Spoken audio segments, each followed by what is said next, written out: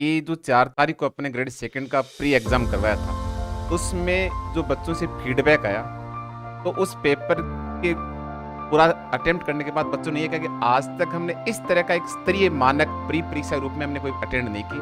और उससे जो उनको कॉन्फिडेंस लेवल आया, क्योंकि पेपर इतना मॉडरेट था और जो टीम इतनी अनुभवी थी, उन्होंने और पेपर का जो बनाने का जो बेस रखा वो एनसीईआरटी का हो चाहे आरबीएसई हो, क्योंकि ऑलमोस्ट दोनों का सिलेबस वो कंटेंट सेम है। तो न ज़्यादा कठिनता थी न सरल थी, और उसमें एवरेज, इंटेलिजेंट और जो भी थोड़ा सा कम वाले बच्चों सबको कवर करने, और पेपर का सेटर का माइंड भी रहता है कि वो हर को कवर करे।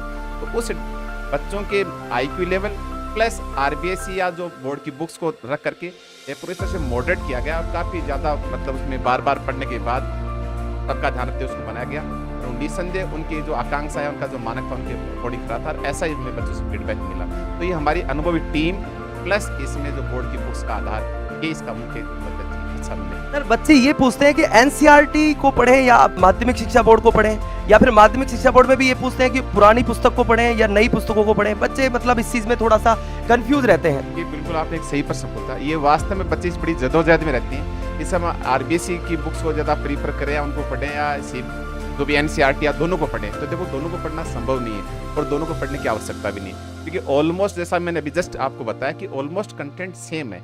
जैसे उदाहरण के लिए मान लीजिए साइंस की बात करें, अब आप चाहे आप एनसीईआरटी में पढ़ें, न्यूटन का नियम वही व्याख्या उसका सेम रूल मिलेगा।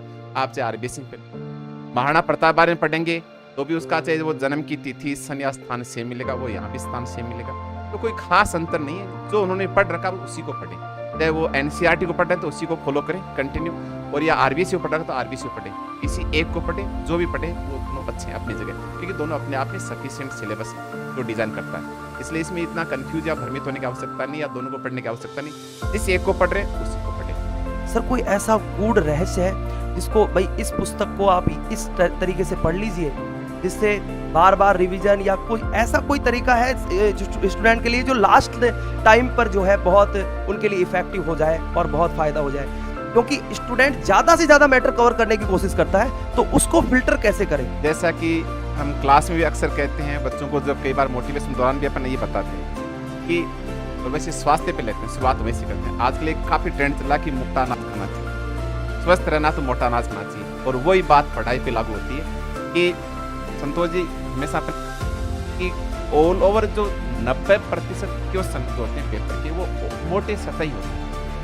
5 से 7% थोड़ी सी डीप या साइड के होते हैं, और उनको देख करके बच्चे सिलेबस को इतना डीप में ले जाते हैं कि जो सामान्य बेसिक जानकारी जिसको कहें उनको तो आप वो स्किप कर जाते हैं, छोड़ देते हैं, उनको बहुत लाइट रहते हैं, और उस अनावश्यक के चक्कर में इतना होता है कि वो आंखों के भ्रमजाल में फंस जाते हैं।